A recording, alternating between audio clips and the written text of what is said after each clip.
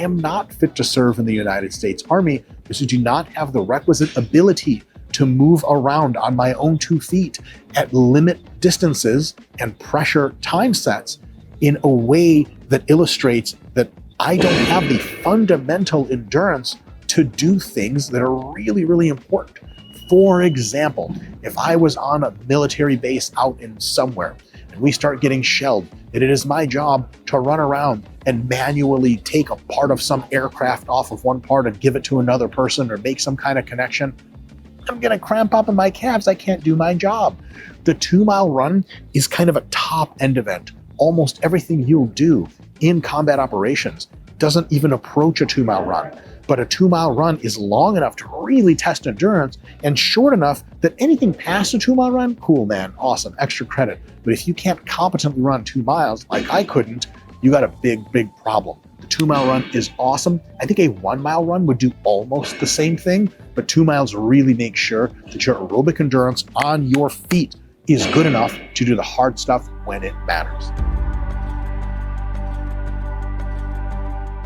All right, my thoughts on the test overall is that this is the best PT test that the Army has ever had.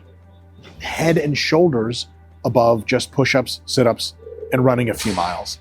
We're testing multiple components of strength, multiple components of anaerobic and aerobic endurance. It is an excellent test, and I think it's doing our soldiers an unbelievable service. I would add 2 more tests. Broad jump. I stole that from DJ Shipley and his crew at GBRS.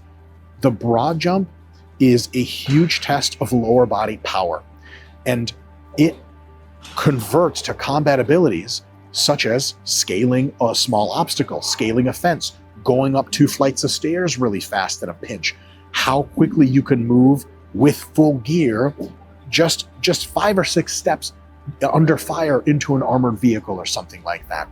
Big time stuff. A lot of times, places where you're fighting, the infrastructure has degraded. Broad jump is a big deal. And the broad jump, your ability to broad jump, correlates insanely well, almost perfectly, to your ability to vertical jump. So we're talking about stairs and all that other stuff. The other test I would put in is pull-ups.